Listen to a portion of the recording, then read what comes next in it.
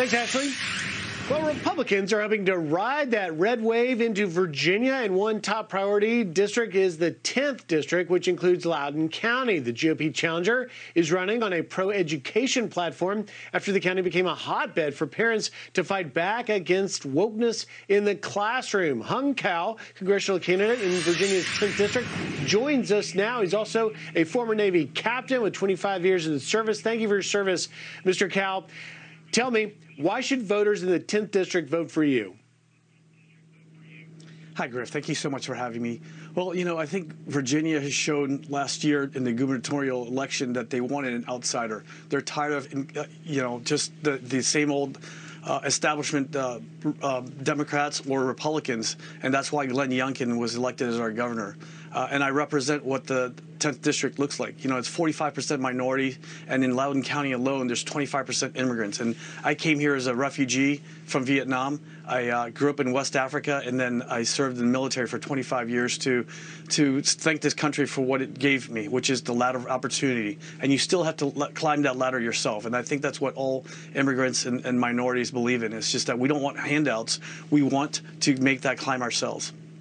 And Hung, you're specifically zeroing in on the education piece. I'm not sure if the 10th district includes the Fairfax County Public Schools. That was the latest incident of on Thursday this past week. You had the school board there in Fairfax increased penalties for as young as 4th grade children, 8, 9 years old, for maliciously misgendering, which is to call a student by their previous pronoun if they're in transition. They could be suspended. What do you make of this, and is that something that you intend to address? Oh, that is definitely, Griff. And to answer your question, yes, the Fairfax County public school system is in our district, a small sliver of it. In fact, I came from the Fairfax County public school systems. I went to Thomas Jefferson High School for Science and Technology, what used to be the #1 high school in the nation, and they changed that because they basically destroyed the meritocracy, the ability for people to take a test and come in there, and they changed it in order to benefit other demographics. And, and likewise with what you just spoke about with the school systems, to punish a kindergartner for really using the English language properly is just ridiculous. I speak 3 languages fluently, and, there's masculine and there's feminine, and for them to change that, it's just ludicrous. And, we're not concentrating what we should be concentrating on, which is, reading, writing, math, science, civics, history, but we're teaching them just garbage. And Hung, Glenn Youngkin got elected in part largely because he gave parents that are frustrated with this, whether it's a CRT curriculum or something like what we're talking about in Fairfax County Public Schools, he gave parents a voice because the educators simply didn't want to listen. Do you believe that you can increase parents having a voice in the 10th district? Oh, absolutely. It used to be that we welcome parents in this classroom, right? We wanted the parents to help out the classrooms, and now we're ostracizing. In fact, the crazy thing with the Loudoun County School Board is that at one point they were going to hire a hacker to go into the computers of parents who question things like CRT and try to redirect their website. I mean, this is what we used to do in special operations, right? I mean, these are sabotage, subversion, and military deception, and they're doing this at the public school level. It's ridiculous.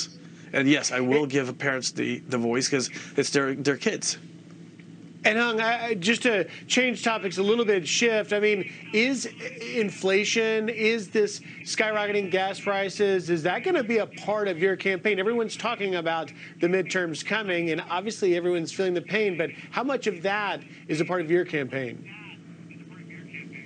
Oh, it's a large part. I mean, Joe Biden is really my greatest campaign manager. I just have to sit back and do nothing like he did in 2020 because he's really helping me out by destroying the economy and this outrageous inflation. It's 8.5% inflation. And, that's destroying everything from our small businesses to our large businesses to our military as well. I mean, 8.5%. Every time I wrote the Navy's budget, when I wrote the Navy's budget for 2 years, we calculated for 2% inflation. So that's a delta of $6.5 percent, which out of a $700 billion budget, we're talking about $46 billion that we're in deficit right off the bat. That equates to 4 aircraft carriers, or 36 guided missile destroyers, or 335 F-35 Joint Strike Fighters. That's what we need right now in the South China Sea, and we've lost that just from the inflation alone. So do you believe then, Hung, that the administration is letting the military down? Oh, absolutely. From when they let Kabul fall. I mean, I was there in Kabul in 2021 in January. When we left there, it was pretty stable. You know, it's not like walking downtown, New York City or Washington, D.C., but it's pretty stable. And the Biden administration came in and they did nothing. They didn't approve or disapprove General Miller's plan to leave 2,500 special operations troops behind in order to quell any kind of sparks that would come up. And they destroyed everything that we fought for and sacrificed for.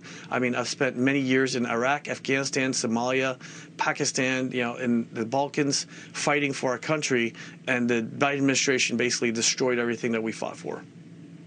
Hung Cao, candidate for Congress, running on the Republican ticket in the 10th District. Captain, thank you for your service, and we look forward to having you on, as well as Jennifer Wexton, your